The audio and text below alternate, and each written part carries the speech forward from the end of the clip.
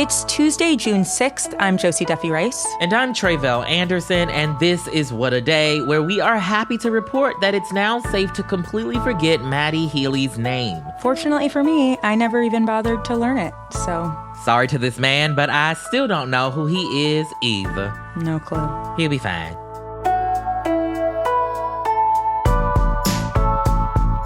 On today's show, military officials have an explanation for the sonic boom heard across the D.C. area over the weekend, plus hundreds of journalists working for the largest newspaper chain in the country walked off the job. But first, yesterday, the Atlanta City Council was set to vote on whether or not to allocate $30 million to building Cop City, a massive police training facility outside of Atlanta.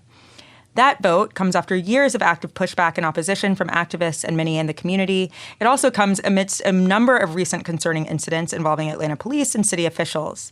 As of record time on Monday, the vote had not yet happened because public comment from the community was still going strong. Yeah, I've been seeing all of the tweets, the IG lives from the public comment section. Tell us a little bit more about this facility, Josie. We've talked about it on the show, but what are the basics here? Yeah, so Cop City would be an 85-acre police training facility. Large, a big one. The proposed site of the facility is the Weelaunee Forest, which is what it sounds like, a forested area of Atlanta that would be, of course, at least partially destroyed to build this facility. It's in a largely Black, largely poor part of town. And the pushback against the facility has existed for years, ever since it was proposed. But in recent months, the swell has really grown. As we covered on the show back in January, an environmental activist protesting Cop City named Tortuguita was shot 57 times and killed by cops. The cops initially claimed they shot at them first. However, a report by the Georgia Bureau of Investigation found that they had been sitting with their hands up when they were killed. That killing came in the midst of increased police aggression, including arresting about 40 protesters for domestic terrorism. We've already stated on the show how this claim of domestic terrorism is wild. Wild. Here. Does not even make sense. None.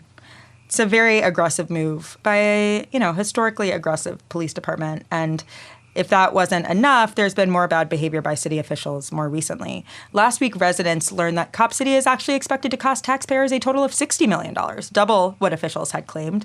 That's in addition to the $60 million funded by philanthropic and corporate donations, quote unquote, which is police unions, police foundations, some others, but lots of cops in there.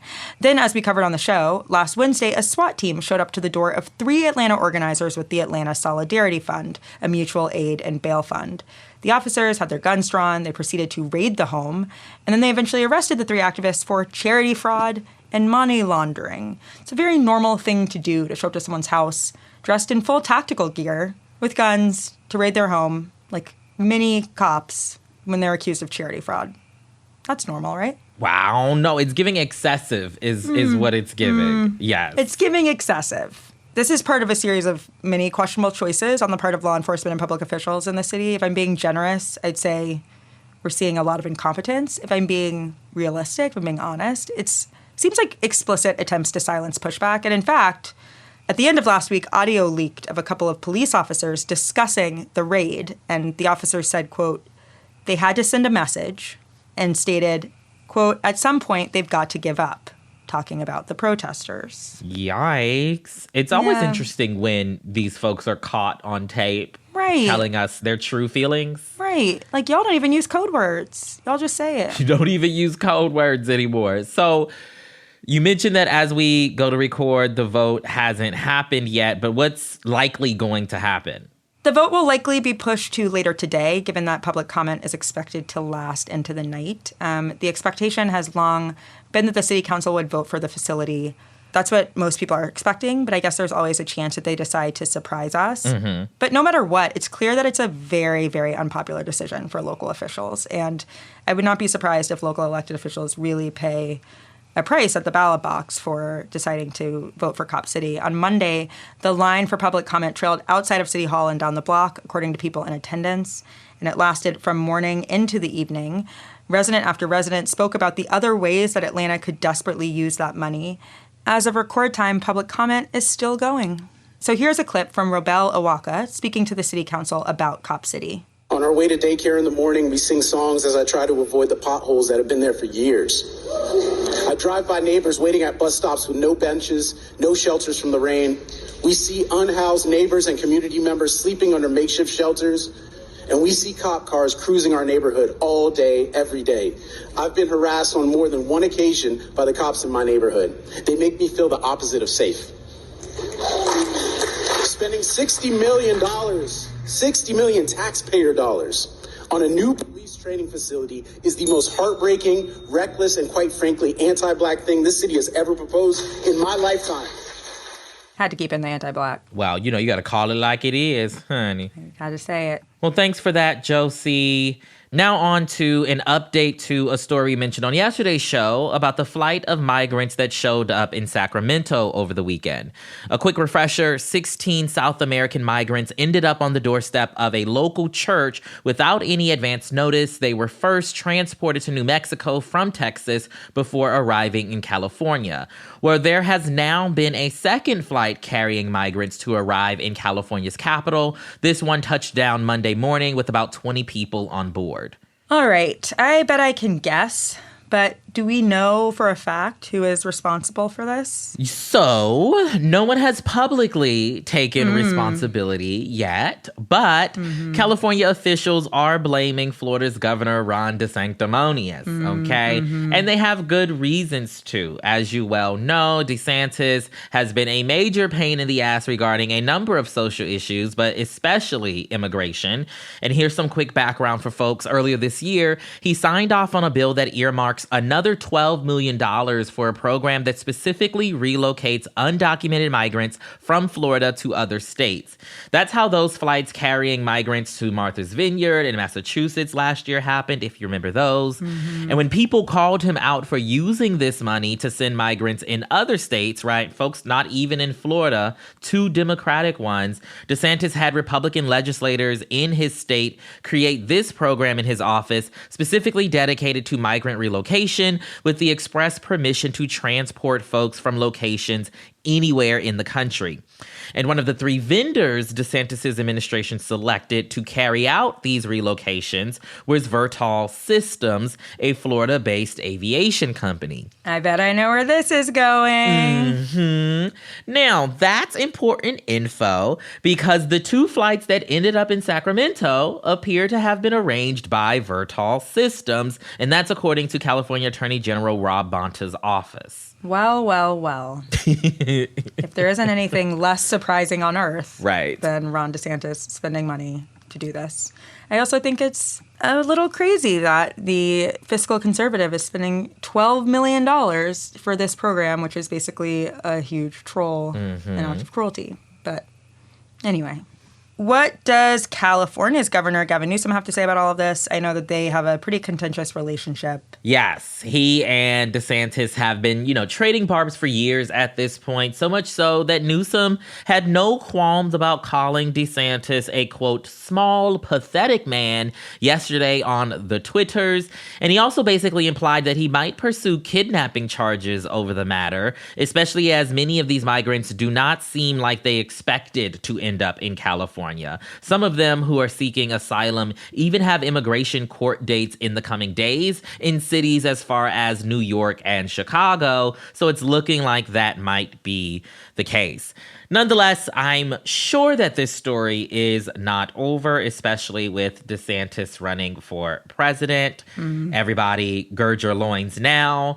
So we will be here to keep you all updated throughout it all. But that is the latest for now. We'll be back after some ads.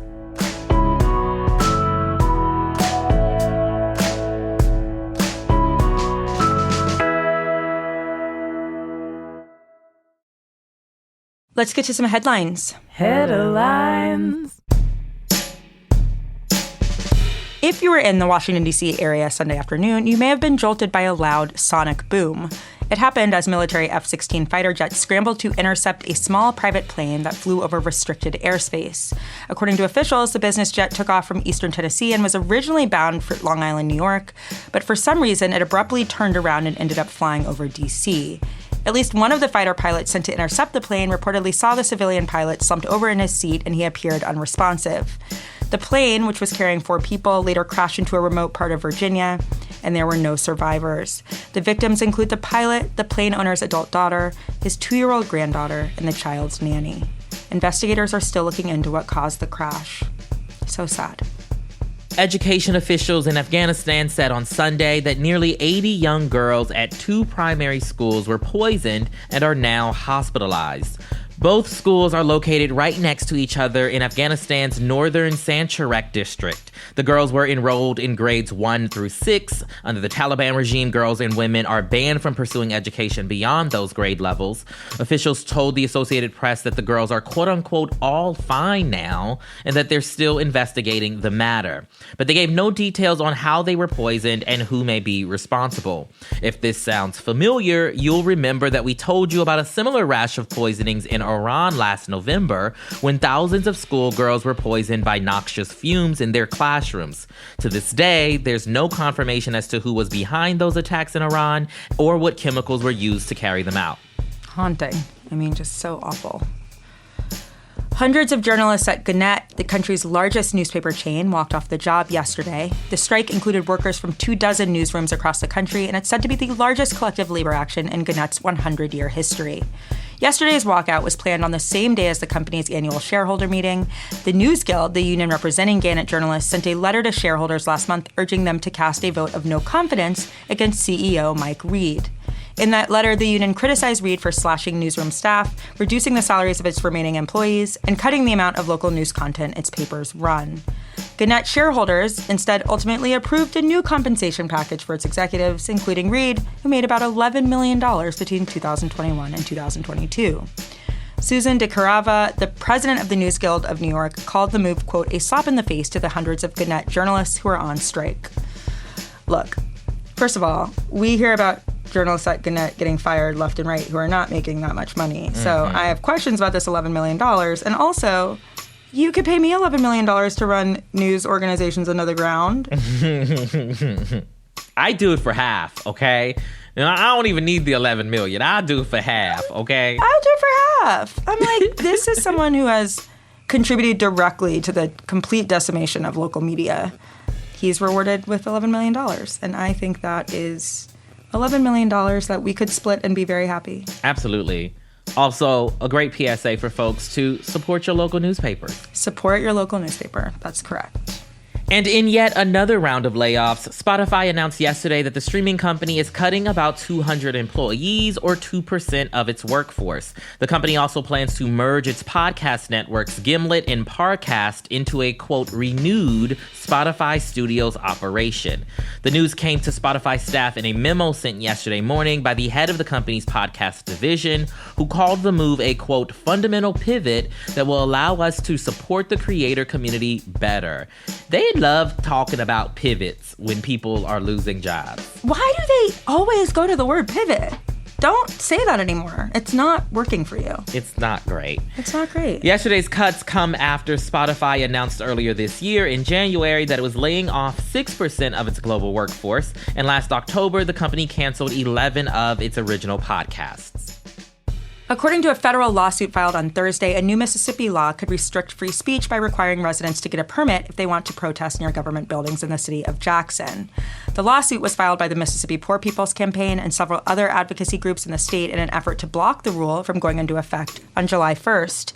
It is the latest legal challenge filed against several new laws passed by the state's GOP-led legislature that essentially expand the state's power over policing in Jackson, a city that residents say is already aggressively policed.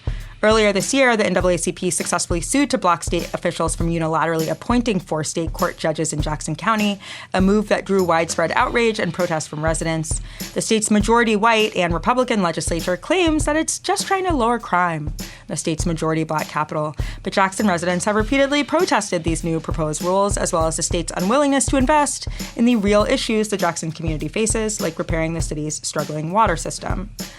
Somehow I'm just suspicious that they care about Jackson residents. I don't know what it is. Yeah, they don't care. They just want to police their ability to protest. Right. You know, you have to ask Right. for permission to exercise Right. your right to assemble. in government buildings. It's like, that's the whole point of protesting. Right. We're protesting you all. Now we have to Not ask you understand that? permission to protest you. Now we have to ask you permission to protest you. We're not going to do that. Right. Also, just another example of a state disinvesting in Black communities over and over and over again, and then claiming they really care about their safety. You don't care about their safety. Right. And we know that. Oh, and those are the headlines. One more thing before we go. It's Pride Month, y'all, in case you didn't know. And the Crooked Store has a whole collection of merch to help you celebrate and fight back against the total fools who are obsessed with silencing queer joy. Listen, I don't want to tell you how to celebrate Pride, but if you don't end up ruining at least one article of clothing by the end of the month from dancing, marching, or just being plain old fabulous, you could be doing more. So grab a t-shirt or two, because a portion of the proceeds will be donated to Crooked's Fuck Bans Fund, which supports organizations working to protect vulnerable people in states targeting trans youth and the medical care they need. Head over to crooked.com/store now to check it out.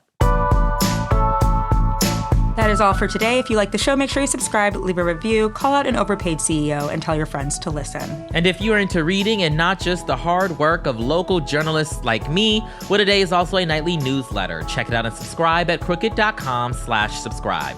I'm Tre'vell Anderson. I'm Josie Duffy Rice. And stop saying the word pivot. So annoying. It's annoying. And it's actually kind of disrespectful, right? It's like, you're going to pivot extremely away from my disrespectful. job? Right? Like, what do you mean? I didn't sign up for this pivot. Right. It's like breaking up with someone and saying you're pivoting. Actually, that's not a way to communicate. Gonna use that now. Don't do it.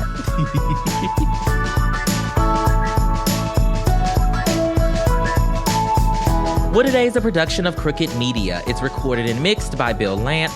Our show's producers, Itzy Quintanilla, Raven Yamamoto, and Natalie Bettendorf are our associate producers. And our senior producer is Lita Martinez. Our theme music is by Colin Gilliard and Kashaka.